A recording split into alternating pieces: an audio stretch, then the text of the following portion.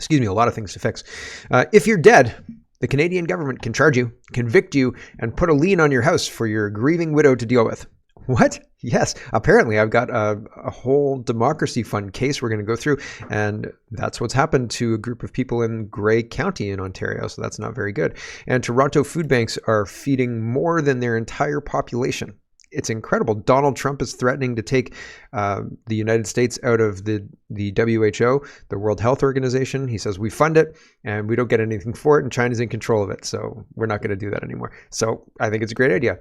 Defund the UN, defund the WHO, defund these supranational organizations, and have countries make themselves great again. Okay, that's I think what we should probably do. And what else? The Tyson-Paul fight ended, I think, round 8 by TKO, by Paul TKOing Tyson, because Tyson just ran out of gas. Why would they do this at 11 o'clock at night? I wouldn't box somebody at 11 o'clock at night. I'm tired. I'm usually asleep by then. What are you doing, man? Make it at like noon. I think Tyson wins if the bout's at noon. Anyway, there's lots to get to. Let's get to it first. NDP leader Jagmeet Singh says right now over 55,000 postal workers are on strike fighting for a fair deal and respect. The NDP stand with them, and we will fight both tooth and nail to defend their right to free and fair collective bargaining. Their fight is our fight. My message to Justin Trudeau is clear. Stay out of this. Is it clear? Here's Jagmeet Singh just for a minute. This is one of those that feels a lot longer than it actually is, but it feels a lot longer than it is. Here we go. New Democrats are here to stand in solidarity with these workers. We've got a clear message. We want these workers to be able to negotiate a fair deal. That's right. Have the right to strike. That's right. So our message to the Liberals is stay out of it. That's right. Don't interfere. Don't force binding arbitration, and certainly do not bring in back to work legislation. Or you'll what? The workers are demanding fair. He always says that he's going to drop the government, but then, you know, like the port strikes, they've brought in back to work legislation. He's like, you know what? But if this Canada Post thing, this is my line in the sand. Sure it is, Jagmeet. Fair wages and safe work conditions, and we support them. That's right. Every step of the way. I want to say something very clearly. If Justin Trudeau and the Liberals think they can bring in any back to work legislation, even if they make it a confidence vote, New Democrats will be voting against it. These workers deserve to strike. They deserve to fight for fair wages, and we're going to back them up so they can do that every step of the way. Hear, hear.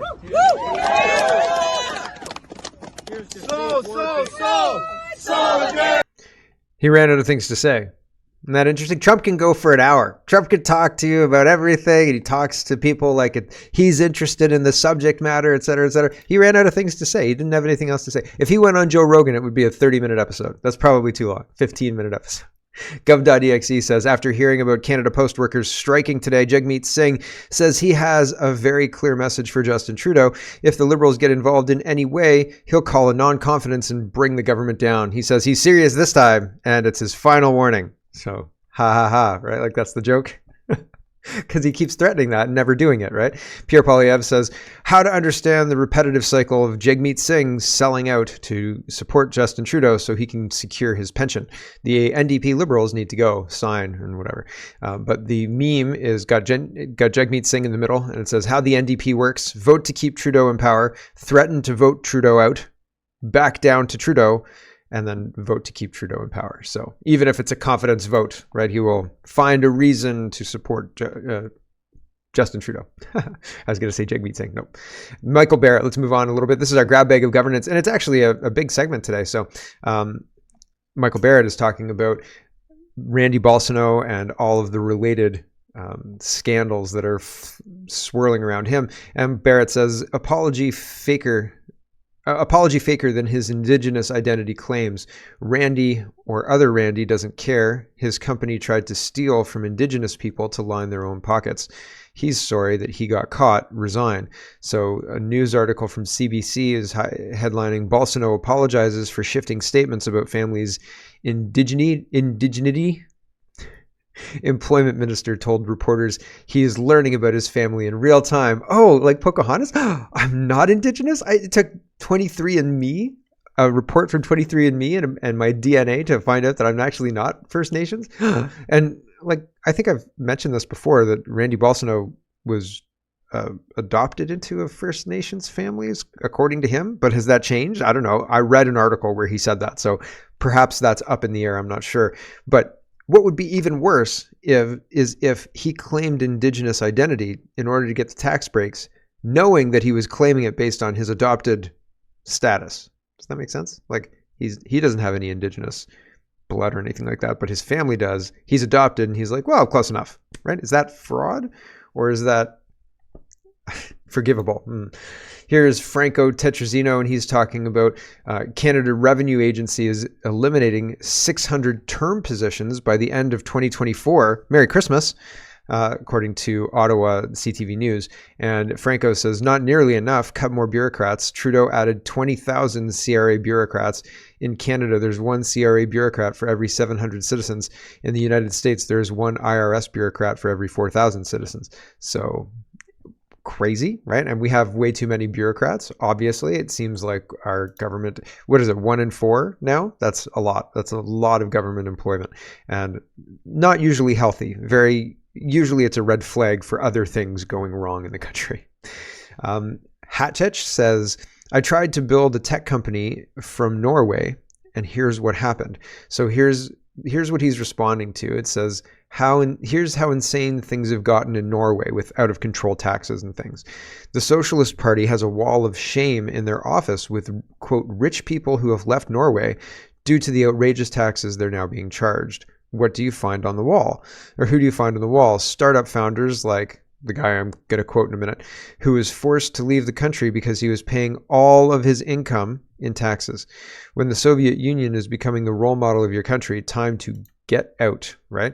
And so he says, I tried to build a tech company from Norway, and here's what happened. The reason I'm telling you this is because it's a warning for Canada. We're already on this pathway, and we don't really show any signs of stopping. Maybe Polyev, maybe a little bit, but it's arguable that he's going to continue the 2030 agenda. And the 2030 agenda is degrowth, communism, NWO. And I'm sorry, that's just what it is. Here's this guy trying to build a company in Norway, and I think this is what's going to happen to people trying to build companies in Canada. 2 years of building without almost any money or funding, better part of a year without a salary, raise venture capital and become one of Norway's first unicorns. 3, face unrealized gains wealth tax bill of many times my annual net salary. Of course, the company is loss making and all the investors have preference shares, so I can't take any money out. 4, call out publicly that this does not make any sense. Independent of level taxation needs to happen when you actually make money. I moved to Switzerland because no politician cares or listens. I still don't get any tangible and sensible answers to my criticism of unrealized gain tax, but I do get to be put up on the wall of shame at the Socialist Party's offices. I'm Norwegian and I love Norway, but the socialist policies are taking the country down a dark path. It's a real-life Atlas Shrugged. So very interesting stuff, and I think it's happening in Canada. I think it's happening in the broader West, and unless you have, we don't even have a vehicle. We don't even have a political party, really, that you can join, that for the province anyway. Maybe PPC fits this bill federally, but a lot of people would disagree, and the arguments I think are weak, but regardless of all of that, there isn't really a vehicle that you can get into where the rhetoric of Donald Trump and the MAGA party in the United States, what they seem to be doing, including Department of Government Accountability and more, we don't have that. There's nothing provincially that's talking about that, and federally, well, Pierre Poilievre doesn't know what the UN 2030 agenda is. He doesn't want to take Canada out of the Paris Climate Accord and all of the rest of that. He's not really interested in how much money we're wasting, and he's not interested in changing anything about the dairy cartel, right? So I've got issues with that. And it seems like our elections are rigged. Further than that, it seems like for whatever reason, the PPC isn't being taken seriously by a lot of people. And I don't know why. Again, I don't know why. I don't know what I'd do differently other than take advantage of the momentum, because it seems like PPC sometimes gets momentum and then they stop doing anything at all. And that's weird, right? Like, it's really strange. I don't understand it. There'll be an election and they'll have momentum going into the election, and then going out of the election, they won't do anything for months. They won't have a rally. They won't talk about anything. They won't do a post-mortem. They won't do anything. I don't get it. I don't understand it, but that's what they do, I guess. So sure, I can understand inconsistent things. Don't build political parties, all that stuff, but it is a vehicle that you could join if you wanted to, and it's got a lot of the policies that are similar, if not exactly the same, but similar. I still think they should reduce the immigration more than they have, but it's a frustrating situation to be in Ontario and have the Conservative Party dominating the legislature and have very liberal policies in Ontario and human rights tribunals and all sorts of other kind of negative things that are happening with Doug Ford. There's nobody really against Doug Ford, right? Like it's either Doug Ford or the radical leftist NDP, and I don't want them. So there we are. But we'll see. Will Canada go down the same path as Norway? Table Salt says an entire article about the cost of butter. Not a single mention of the Soviet-style supply management system. Not a single mention of milk dumping. Not a single mention that you need a $53,000 permit to milk a cow. Not a single mention that imports are effectively banned. Not a single mention that farms in Canada have no incentive to innovate because they have no pressures. No mention that the butter price decrease they're referring to is a fraction of a percentage, around a penny per kilo. This is why media needs to go bankrupt. So, high price of butter has Canadians feeling spread thin. Why are the costs up? Well, there are a whole bunch of reasons, but it's interesting that they can ignore a whole litany of inefficiencies in our system in order to, it's probably blamed on grocery store CEOs, those evil, greedy grocery store CEOs. Here's Chrystia Freeland. She's talking about about 15% of Canada's electricity is powered by clean nuclear energy, supporting over 85,000 jobs. Today, I spoke with the industry leaders about the important role of nuclear energy and how we can strengthen North American energy cooperation and maintain energy sovereignty. And I just found it interesting that she's got 23,000 views and 350 likes. And it's not ratioed because there's only 235 comments. But it's interesting having politicians talking about important subjects, important topics, and they get almost no response. And again, like, fine, nuclear's fine. Canada's, 15% of Canada's electricity is powered by clean nuclear energy. So there are a lot of people who want to have nuclear energy. It just strikes me as weird that there's very little interaction with this. And I'm not saying, people should be clapping for Chrystia Freeland or anything like that, but some kind of feedback, there should be something. The other aspect of this, of course, is that Canada is an oil and gas producer and we sell oil and gas and LNG. We don't have, I don't think Justin Trudeau and Chrystia Freeland have increased our LNG contracts with anybody, despite Germany coming and asking. Apparently Taiwan's been asking, and I've got a tab about that in a minute. So there's all sorts of oil and gas power that we could talk about. And I don't know that we're experts in nuclear, but we're certainly experts in oil and gas. And she's talking about energy sovereignty and not mentioning oil and gas. You'd think more people would respond to that. You know what I'm saying? Like, I just feel like there's a devoid. It feels like everything's suppressed in Canada. Everything's the strings, or like Gulliver's Travels. There's a whole bunch of tiny little strings, and each one wouldn't matter, but together they hold you down to the ground, right? And it just feels like that all the time on Canadian social media. Anyway, she's terrible, awful terrible, and talking about Canadian energy sovereignty and ignoring oil and gas, just the worst. It's like listing off all the provinces and forgetting to mention Alberta. Yvonne says one of the alleged ArriveCan cases relating to members of an Amish community, Mennonite, in Grey County, Ontario. Is it Amish in Grey County or is it Mennonite? I thought it was Mennonite in Canada and Amish in like Pennsylvania, right? But maybe it's the same thing. Just, I could be wrong. I don't know. Anyway, the Amish community in Grey County, Ontario involved the posthumous, after death, conviction of a married Amish man. Not only did the government obtain a conviction after his death, but a lien was placed on the marital property, compounding the family's grief and financial burden. Like, honestly, that's freaking crazy, right? Like, that's absolutely crazy. Here it is. The Democracy Fund successfully reopens additional Quarantine Act tickets for Ontario Amish community. And it says, the Democracy Fund lawyers have achieved a significant legal victory, successfully reopening 6 additional Quarantine Act tickets, including alleged ArriveCan violations issued to members of an Amish community in Grey County, Ontario. These tickets were issued during the COVID-19 pandemic and resulted in fines and convictions that the Democracy Fund believes were unjust and flawed. One of the most alarming cases involved the posthumous conviction of a married Amish man. Not only did the government obtain a conviction after his death, but a lien was placed on the marital property, compounding the family's grief and financial burden. TDF's legal team successfully reopened this ticket along with the ticket issued to his wife. We are shocked that a man was posthumously convicted and that his estate and widow were subsequently burdened with the lien for a conviction that, in our view, should never have been obtained in the first place, said Adam Blake Gallipo, senior litigator counsel with TDF. This case is a stark reminder of serious state overreach in the context of Quarantine Act and ArriveCan related tickets. So they're pretty crazy. Like, that's a crazy thing to do. Is he dead? Yes. Convict him and put a lien on his wife's property. Next case. Like, okay, I became a judge so I could find truth and justice. Yeah. He's dead? Good. Right? Next case. What? Like, some people don't become judges for the right reasons, right? Arif Varini, speaking of, he's responding to Graham McGregor. Graham McGregor says, people say that those charged of crimes must have a right to reasonable bail.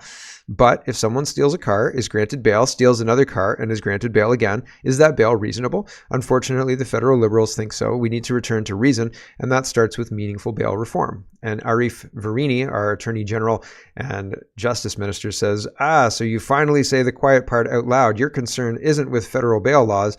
It's with how they're being interpreted and enforced in provincial courts by provincially appointed judges and justices of the peace.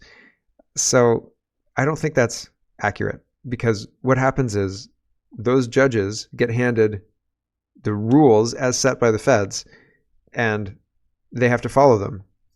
So here's Arif Farini continuing. He says, bail law is challenging to interpret when you don't have a background in law. That's why some provinces like Nova Scotia require JPs to have a background in law. In Ontario, this isn't the case, yet JPs decide a lion's share of bail cases. Make it make sense, he says. But Stephen Gelbo's Minister of Environment parody account highlights this well. He says, nice try deflecting blame to the provinces, but it's federal bail reforms that are tying the hands of judges and leading to repeat offenders walking free across Canada. The principle of restraint is built into federal law. We're seeing violent criminals reoffend while on bail, endangering the public and making a joke of law and order. Stop gaslighting Canadians. The Trudeau Liberal government's soft-on-crime approach is protecting criminals and punishing law-abiding citizens. You've turned Canada into a third-world country where violent offenders roam free, while law-abiding citizens spend years in jail with no bail and no trial just because the government doesn't like them. Of course, he's talking about Coots, and they're trying to put Tamara and Chris Barber in prison as well, and others. So it is interesting because it seems obvious to me that there's a clear difference between the government going after people like Tamara Lich, et cetera, and then the violent criminals getting out on bail. It seems that most reasonable people would agree that the people who are violent should not be let out on bail, but the people who, like Tamara Lich, are accused of non-violent crimes should not be spending time in jail, right? Like, this is not a good use of time or resources, really. But it seems like Varini is trying to turn it on its head, saying, no. The real problem here is that the justices of the peace who are handling all these bail cases are not trained well. That's the problem. It's not that the federal government is influencing the provincial judges to follow the federal guidelines with regards to giving bail to repeat offenders, considering race, skin color, and all sorts of other things over the rule of law. Like, I think that there's a really big problem with the federal guidelines and how the provincial courts are adopting them. And Varini says, no, there's no problem here. Really, the problem is that you misunderstand. And I don't think that's true. I don't think that's true. So Franco Tetrazzino, again, he's highlighting this. This is from 2023. So May 2023, and I found the article for you because it's weird. And I thought, yeah, this is weird. Trudeau government spent $12,500 so seniors in other countries could talk about their sex lives in front of a live audience. Really, for real. They talked about their first time, their best time, their worst time, and their last time. The government outsourced old people sex stories. Yeah, the article is from the Toronto Sun. Feds spent thousands funding on sex shows featuring seniors. Ooh, ooh. The Canadian government spent thousands of dollars to fund stage productions where older adults abroad share their sex stories in front of live audiences. This is a weird fetish. Yes, it is. Yes, it is. Recommended videos. Okay. A select group of seniors recounted their sexual experiences, including their first time, best time, worst time, and last time, according to the Canadian. I mean, that'd be a fun game to play, but not on the stage in front of an audience. Yeah, no. I mean, like, maybe it'd be a fun game to play if you were, like, looking for a drinking game or something like that. But this is weird. And have you ever, this is maybe an 80s and 90s thing when you'd go to Blockbuster and you'd rent a movie and you'd be halfway through the movie and all of a sudden it's like a very explicit sex scene and everybody in the room is uncomfortable, right? It's like, oh, let's go to this sex show that features older adults. How about we don't do that? How about we fast forward the scene, right? Okay, the show, All the Sex I've Ever Had, that's how uncomfortable I would feel, I feel like, in the show, right? I don't think I'd go to this show. The show, All the Sex I've Ever Had, was created in 2010 by Toronto-based arts group Mammalian Diving Reflex, which creates performances by looking for contradictions to whip into aesthetically scintillating experiences. Oh, they sound insufferable, really. The cost of the potentially raunchy show, which is still in production in 2023, totaled $12,520, with the funding coming from a little-known federal slush fund controlled by Global Affairs Canada called the Mission Culture Fund, MCF, the CTF reported. The money allowed for the group to stage performances of the seniors' sex show around the world, including one in Vienna that cost taxpayers $2,981, and another in Melbourne that had a heftier price tag of $5,539. Can you go to Melbourne for $5,539? It's that cheap, really? Like, in 2019, the group went to Taipei City 5 weeks ahead of showtime to handpick a group of seniors and prepare. What's the interview for that like? And prepare them for their big night. It cost $4,000 to put on that performance. When Canadian parents told their children to listen to their elders, I don't think this is what they had in mind, said Franco Tetrasino, the CTF's federal director. This sounds like a really expensive game of never have I ever, right? Yeah, so, The whole thing is weird and makes me uncomfortable. And this is weird too. Like, Taylor Swift is just a famous and popular singer, right? Like, she's not some second coming or anything like that. Why is everybody losing their mind about Taylor Swift? Personally, I liked her early stuff much more than the current stuff. The current stuff sounds like a 30-year-old woman droning on long after she's relevant. Like, please shut up now, right? Like, I don't care about Taylor Swift. I don't think she's particularly great or anything like that. And so maybe I'm biased because I don't think she's particularly great, but I don't think anybody's particularly great. And like, this is wild. Like, Ian Miles Chong says they had to shut down downtown Toronto to make way for Taylor Swift's motorcade. She's more important than all of these Canadian peasants. Hunger Game vibes. Anyone? Yeah. Like, it's kind of weird. Like, here's Taylor Swift's motorcade on the left-hand side, and here's the traffic on the Gardiner going the other way out of Toronto, and she's coming in, right? So here's...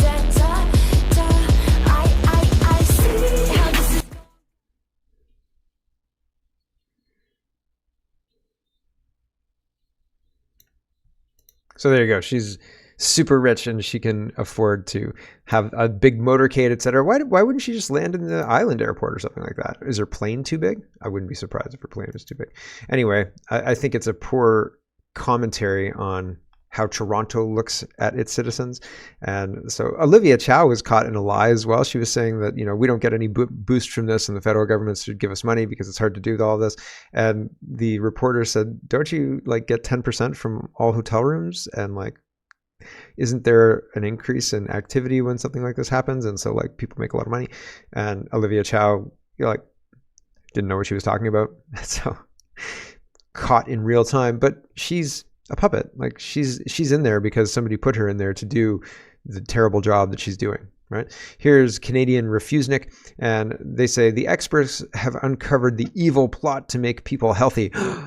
Are these the same experts who told people to fear human contact, follow arrows on the grocery store floor, wear 2 masks, and inject themselves with mRNA bioweapons?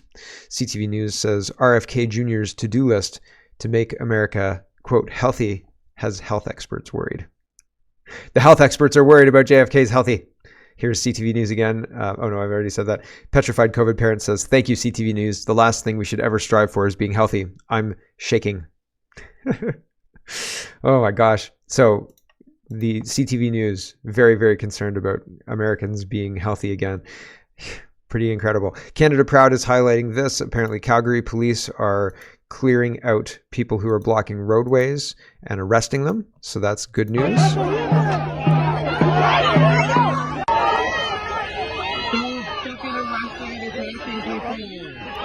So, people up against a fence being arrested. What's up, Bill Dizzy? Okay, back over there, please. Back over there. What did I say? On the other side of the bike. You don't.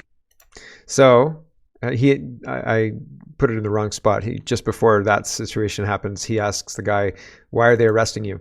And then the cop tells him to get out of here. Here's William Mackus, and he says, Alberta Premier Danielle Smith has applied to have me put in prison for 83 days in retaliation for my wife filing complaints with the Edmonton Police and the RCMP against the AHS and the college for threatening our family.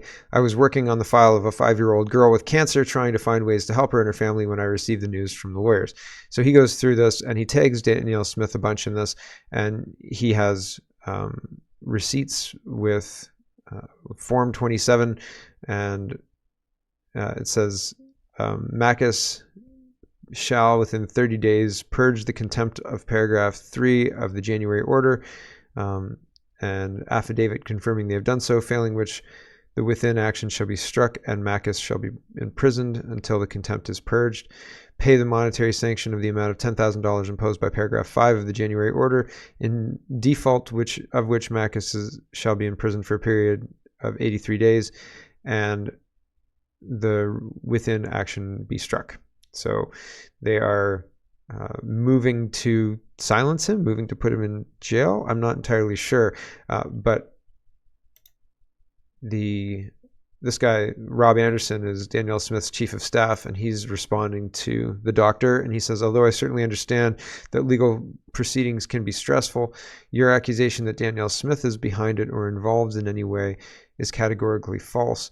Neither she nor anyone in her office would nor could have any involvement in such. And it seems like between the Coots guys, I say the same thing. Like, the Coots boys were allowed to rot in jail. Why didn't she do anything? Everything around Artur Pawlowski seems strange. And allowing all of this stuff to happen, you'd think that the premier of the province would have levers they can push or people they can fire to have judges changed, to have proceedings, locations changed for fairness, in favor of fairness and impartiality. You know what I'm saying? Like, there are ways that you could make sure that fairness is being administered, justice is properly being administered. Aren't you responsible for that? Don't you have a justice minister? Isn't that person responsible and answerable to the premier? Right? Like, and if they refuse to do something about these injustices, doesn't that make them complicit? Right? Like, I guess it's sticky. It doesn't seem sticky to me, but I guess it's sticky. And Danielle Smith is very reluctant to get involved, despite saying very clearly on the campaign trail that she would right these injustices. Right? So, like, what's your game, Danielle Smith, as I say? Let's talk about election news. This is fun. I mean, this is super fun. Pierre Poilievre, yesterday at 8 a.m., says, Guru Nanak's timeless teachings emphasize service to those in need and freedom and dignity for all people. As Sikh communities gather to celebrate his birth and life, his legacy continues to shine in gurdwaras across our country. To everyone celebrating today, happy Gurpradub. I'm probably getting that wrong. Gurprab. Sorry, getting it terribly wrong. So that's that's Pierre Poilievre. Really? Pierre Poilievre? Yep. Honestly, check mark and everything. There you go. Check it out. Link is in the description if you're interested. That's Pierre Polyev. Jagmeet Singh says, happy Gurpurap. I'm getting it terribly wrong. I'm sorry. To Sikhs in Canada and around the world. Guru Nanak Sahib Ji, the founder of the Sikh religion, led a social revolution guided by a belief that we are all one and equal. May his teaching continue to remind us that when we lift each other up, we all rise. Happy Gurwap to all celebrating. Gurpurwap. Sorry, I'm not intentionally slaughtering this word. It's just not obvious how you say it. Okay, so, right? So Jagmeet Singh and Pierre Polyev want you to have a happy Sikh holiday that I've never heard of before. And I don't think you've heard of it before. Have you heard of it before? I've never heard of Nanak. I've never heard of the Guru Nanak, and I've never heard of Gurwap or anything like that. I'm saying it wrong. It's weird. It's weird. Did Justin Trudeau wish everybody a happy one of those? Right? I don't know, and I'm not going to look right now. But it seems weird to have two of the three major leaders in Canada talking about this non-Canadian holiday pandering to Sikhs. Right? Isn't that weird? I think that's weird. Is that racist to say that's weird? I don't actually care, but like weird, right? It's weird. Michael Chong says, another reason for an election and change in government. Taiwan is eager to buy Canada's LNG.